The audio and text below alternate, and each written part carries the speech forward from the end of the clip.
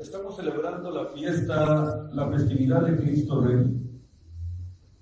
La misa nos dice: omnipotente y sempiterno Dios, que has querido reunirlo todo en tu amado Hijo, Rey del universo, concédenos propicio que todos los pueblos disgregados por la herida del pecado se sometan a su suavísimo imperio, el cual vive y reina contigo en la unidad del Espíritu Santo por los siglos de los siglos. Amén. La epístola está tomada de San Pablo a los Colosenses y nos dice: hermanos, gracias damos a Dios Padre, que nos ha hecho dignos de participar en la herencia de los santos en la luz, que nos ha arrebatado el poder de las tinieblas y nos ha trasladado al reino de su Hijo muy amado, en quien por su sangre tenemos la remisión de los pecados.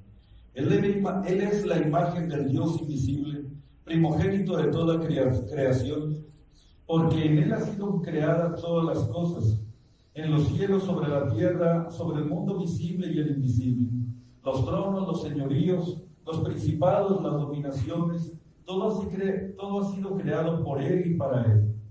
Él es anterior a todo y todo subsiste en Él. Él es también la cabeza del cuerpo de la Iglesia, como también es principio, primogénito de entre los muertos, para que en todo tenga la primacía, pues plugo al Padre poner en Él toda la plenitud y reconciliar por Él, que ha restablecido la paz en la sangre de la cruz, todo lo que existe sobre la tierra, en los cielos, en Jesucristo, Señor nuestro. Hasta aquí la epístola.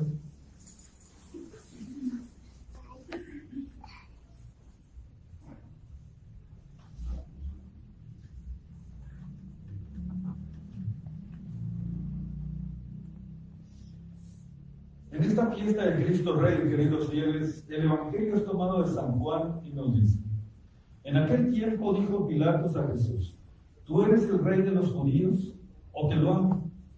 Y respondió Jesús: ¿tú lo dices o te lo han dicho otros de mí? Replicó Pilatos: pues ¿qué? ¿Acaso soy yo judío? Los de tu nación y los pontífices te han entregado a mí. ¿Qué es lo que has hecho? Y respondió Jesús: mi reino no es de este mundo. Si de este mundo fuera mi reino, mis gentes hubieran luchado para que no fuera entregado en manos de los judíos. Pero mi reino no es de aquí. Le replicó Pilatos: ¿con que tú eres rey? Y le respondió Jesús: tú lo has dicho, yo soy rey. Yo para esto he nacido y para esto he venido al mundo, para dar testimonio de la verdad. Todo el que quiere pertenece del Padre, y del Hijo, y del Espíritu Santo. Amén. Pueden sentar.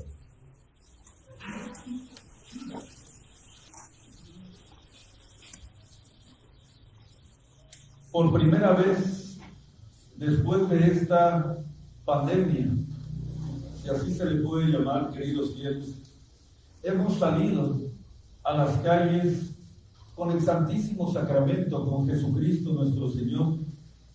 En primer lugar, a dar testimonio de nuestra fe públicamente, porque la fe no se debe de circunscribir solamente sobre los muros de los templos, ni sobre dentro de los hogares, sino que nuestra fe debe de expresarse de una manera pública para que verdaderamente ilumine a toda persona que viene a este mundo.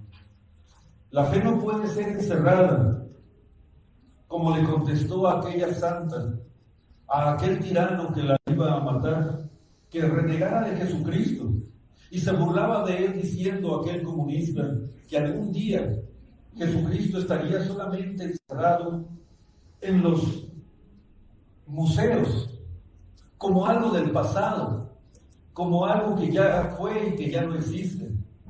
Y sin embargo le dijo él: el día en que puedas tú encerrar a los vientos y encerrar el amor, entonces podrás encerrar a Jesucristo, Señor mío, a Jesucristo mi Señor. Y es verdad, porque el Espíritu sopla donde Él quiere y hacia donde Él quiere, y así el Evangelio va de las maneras menos sospechadas que nosotros nos podemos imaginar. Algunas veces la fe entra en los hogares por medio de una sonrisa, a veces por medio de un dolor, a veces por un predicador y a veces por un amigo. A veces puede entrar por medio de la desgracia y a veces entra por medio de la dicha. Así es la fe. Se va a ir trasladando por todo el mundo conforme Dios nuestro Señor quiera que se escuche, porque en toda la tierra se ha escuchado el sonido de su voz, y en todos los confines de la tierra también se han escuchado sus sonidos. Y así es como nosotros hemos salido de estos muros benditos de la iglesia para proclamar nuestra fe católica a un mundo que ahorita ya no cree, a un mundo que ha caído en la apostasía. Ya su santidad Pío XI en 1929 lo estaba viendo, que el mundo estaba conculcando a Dios, que el mundo estaba apartándose de sus preceptos. Y lanzando aquel grito que lanzaron un día los judíos, como nos lo narra San Lucas en el capítulo 19, que decía: no queremos que Él reine sobre nosotros. Pueblo maldito que se echó sobre sí la maldición y sobre sí la desgracia. No sabían lo que estaba pidiendo, no sabían lo que estaban pidiendo y no sabían las consecuencias de esa frase tan dolorosa como tan pagana. Ante esa frase, el cristianismo, proclamado en primer lugar por el apóstol de las gentes, San Pablo, grita a los romanos: oporte tilum regnare, que significa: es necesario que Él reine aquí en la tierra. Y por eso su santidad, en la epístola Quas Primas, establece en toda la iglesia, en todo el universo, la festividad de Cristo Rey en el último domingo de octubre, cuando estamos celebrando también el domingo 23 y penúltimo después de Pentecostés. Estamos a punto de que se acabe el año eclesiástico. Y como una coronación de todas las fiestas de los santos, como una coronación de toda la liturgia, viene su santidad el Papa Pío XI a poner por encima de todos a la festividad de Cristo Rey, como cerrando con broche de oro, por decirlo así, el año eclesiástico. Así es que, queridos fieles, es necesario que Él reine. Y es por eso que el día de hoy nosotros nos reunimos para poder cantarle a Cristo como Rey, no solo del mundo, no solamente de nuestra patria, no solo de nuestro hogar, sino también de nuestra alma. Él tiene que reinar. Jesucristo es Rey, Él mismo lo dijo delante de Pilatos. ¿Con que tú eres Rey?, le preguntan, y le dijo: yo soy Rey. Pero Jesucristo, queridos fieles, no es un rey impuesto, ni que vino a dominar, ni que vino a quitarle algo a alguien. Al contrario, su reino es un reino, como dice el prefacio del día de hoy, un reino de amor y de paz. Un reino espiritual que, si bien es cierto, necesita de las cosas materiales para poder sustentarse aquí en la tierra, porque nosotros no somos ángeles, sino somos hechos de alma y cuerpo. El alma, para que pueda poder percibir, según Aristóteles, las verdades del exterior, tiene que haber un discurrimiento, tiene que haber una recepción por parte del exterior hacia el interior, por medio de las facultades sensibles del alma. El alma, mientras esté aquí en la tierra, necesita de los sentidos para poder percibir la exterioridad.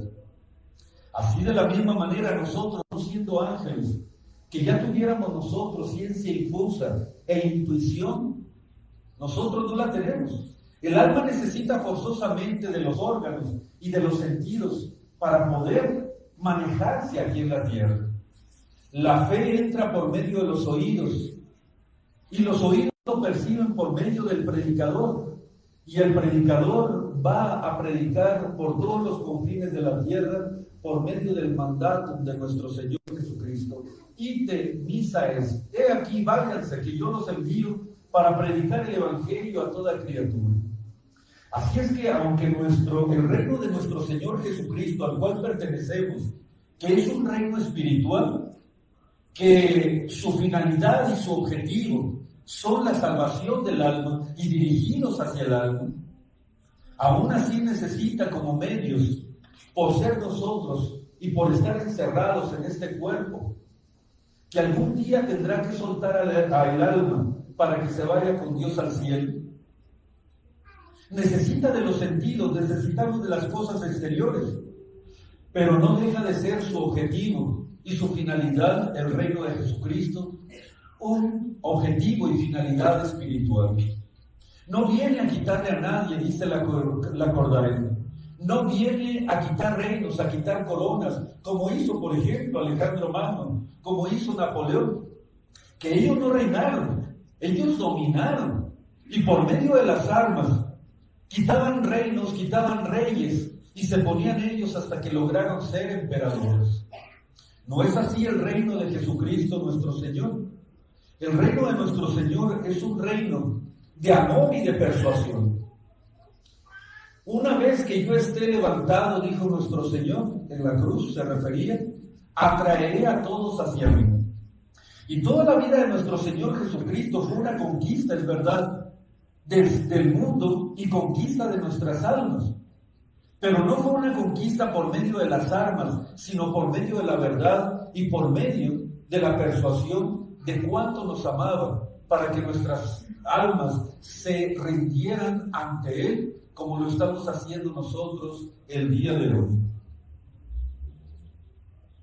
El mismo su santidad Pío XI dice que el reino de nuestro Señor Jesucristo, para poder pertenecer a Él, tenemos que prepararnos por medio de la penitencia, por medio de la fe. Es como entrarnos a este reino, y del bautismo, que aunque es un signo exterior, produce efectos dentro del alma, como todos los rituales, como todos los sacramentos de la Santa Iglesia Católica.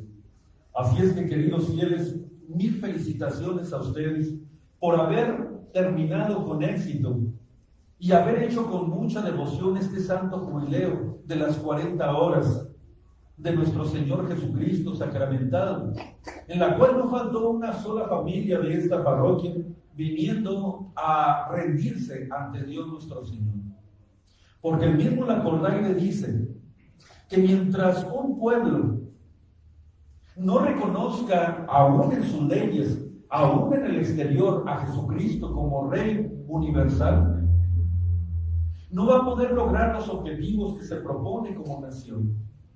Tiene que reconocer un pueblo que hay unas leyes por encima de sus propias leyes, que son las leyes de la naturaleza y las leyes positivo-divinas del cielo.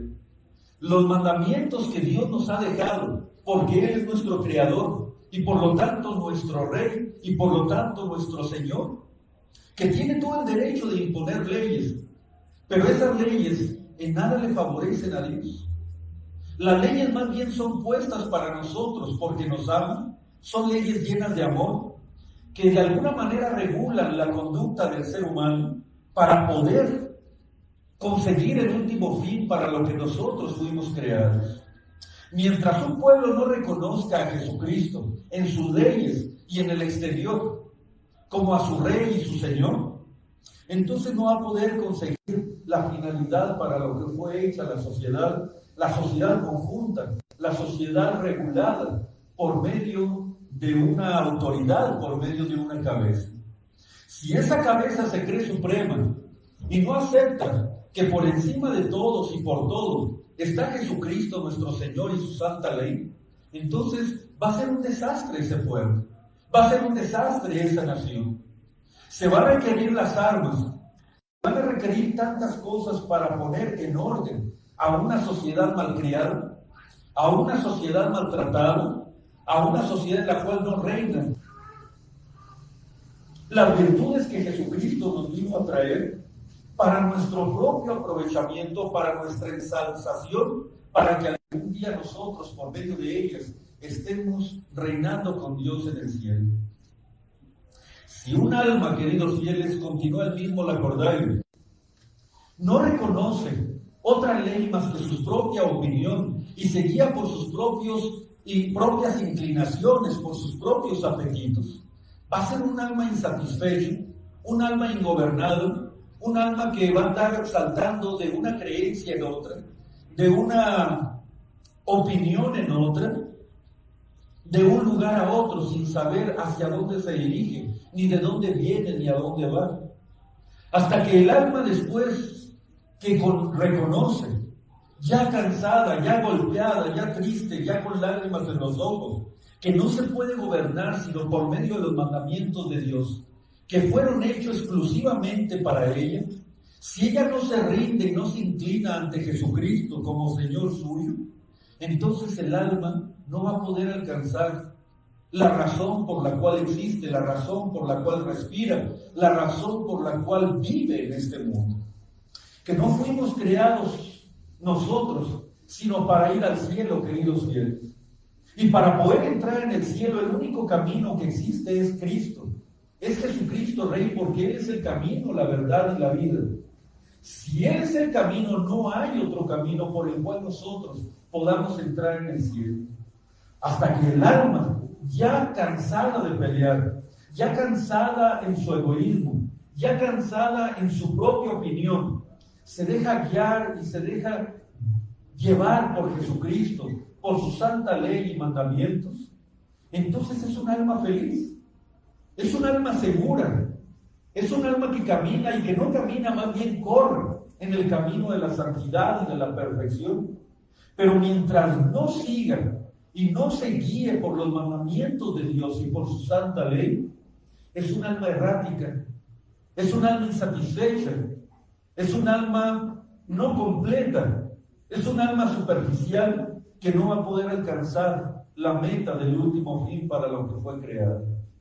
Así es que ese es el reino que Cristo vino a establecer. Y por eso la iglesia, voz de Dios, proclamó esta fiesta, aún en estos tiempos de descarada impiedad, en los cuales parece que la causa de Cristo parece comprometida, en la cual estamos a punto de que digamos nosotros, ¿acaso existe la verdadera fe? Porque pocos obispos existen verdaderamente católicos, pocas capillas, pocos sacerdotes, pocos fieles verdaderamente católicos. Y aún entre los que nos decimos nosotros católicos, apostólicos y romanos, hay tantos errores, tantas envidias, tantas situaciones que tienen que ser saldadas.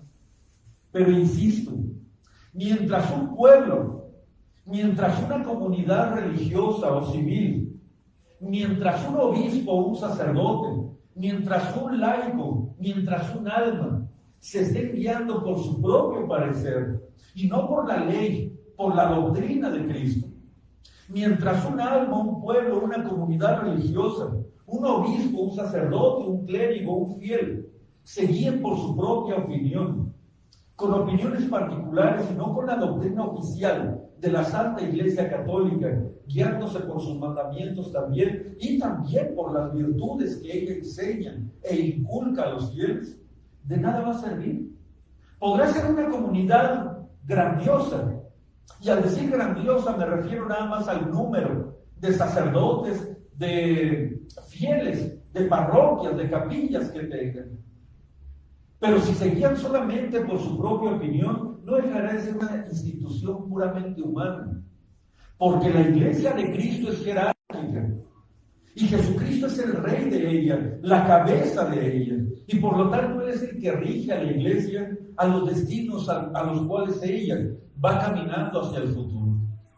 Así es que podrán ustedes ver otras congregaciones religiosas, pero faltando a las virtudes, y faltando a la necesidad que tenemos nosotros de trabajar como iglesia con las 4 virtudes esenciales, cualidades esenciales para que seamos la iglesia católica: la unidad, la apostolicidad, la santidad y la catolicidad, no podremos nosotros decir que estamos dentro del reino de Cristo y Dios. Y lo mismo pasa con un alma. Si un alma se guía por lo que ella cree, por lo que ella opina, y no por la doctrina oficial de la Santa Iglesia Católica, plasmada por el magisterio de los papas legítimos, los cuales han dejado tras de sí dogmas que debemos nosotros de creer, dogmas que debemos nosotros de aceptar y de no manipular y de no modificar. Esa doctrina, por medio del magisterio y su santidad el Papa, asistido por el Espíritu Santo, y también los obispos unidos a ese magisterio ya declarado, ya hecho, por el Papa, por los papas legítimos, asistidos por el Espíritu Santo, mientras los obispos se apeguen a ese magisterio que es traído comúnmente por todos los papas y ha quedado plasmado en los libros sagrados, a los cuales se les da un imprimatur, a los cuales se les da un nihil obstat para poder ser enseñados. Mientras un obispo se apegue a ese magisterio, ese obispo también es infalible, porque su persona no lo es como la persona del Papa, sino que el obispo es infalible, no por su persona, sino porque se adhiere al magisterio ya declarado por los santos papas. Así es que, queridos fieles, si nosotros queremos pertenecer al reino de nuestro Señor Jesucristo y no salir de él, como dice su Santidad Pío XII en su encíclica Mystici Corporis, tenemos que pertenecer al cuerpo de la Iglesia Católica. Es decir, no habiendo sido excomulgados, suspendidos o retirados, abortados por la Santa Iglesia. Esos son los que pertenecen al cuerpo de la Iglesia. Los que por medio del bautismo pertenecen a su cuerpo, que es la manera de entrar dentro del reino de Cristo y Dios. Pero también los que se han de salvar no solamente deben de pertenecer al cuerpo, sino también al alma de la Iglesia. Es decir, ¿qué significa pertenecer al alma de la Iglesia? Que por medio de la comunión de los santos todos estemos unidos en la gracia, en la oración, en la comunión de la autoridad de vida, de la doctrina de vida y de las costumbres de vida, sobre todo de la divina gracia. ¿Quién pertenece al cuerpo pero no al alma de la Iglesia? Aquellos que están dentro de la Iglesia Católica pero que están en pecado mortal. Esos pertenecen al cuerpo de la Iglesia, pero su alma está muerta. Su alma está muerta por medio del pecado mortal. No recibe la savia de la Iglesia, no recibe los méritos de la Iglesia, y por eso se dice que está dentro de la Iglesia, pero como un miembro seco, a la cual no le llega la savia, no le llega la sangre, porque no lo puede recibir. ¿Quién pertenece al cuerpo y al alma de la Iglesia? Aquellos que, siendo católicos por medio del bautismo, que es como se entra en la Iglesia, pertenecen también a la gracia divina por medio de la gracia santificante, y ahí sí son miembros vivos de la Iglesia y reciben de ella todos sus méritos, toda su savia, y pueden alcanzar méritos para ellos y para los que ellos se los puedan ofrecer como las benditas ánimas del purgatorio. ¿Quiénes pertenecen al alma pero no al cuerpo? Esta es una doctrina bastante discutible y por medio de las cuales han salido tantas herejías como los hermanos Dimon, que dicen que el bautismo de deseo no existe. Claro, a la Iglesia se pertenece al cuerpo de la Iglesia por medio del bautismo de agua. No hay otro sacramento del bautismo más que uno solo, como sacramento uno solo, que es el bautismo de agua. Pero hay otras situaciones dentro de la Iglesia, como es el martirio, como es el deseo vivo de pertenecer a la Iglesia Católica, que pueden producir y de hecho producen la misma gracia que confiere el sacramento. Espero me estén entendiendo. Hay varios santos que no fueron bautizados y sin embargo están en el cielo. No fueron bautizados con agua, pero fueron bautizados con su sangre.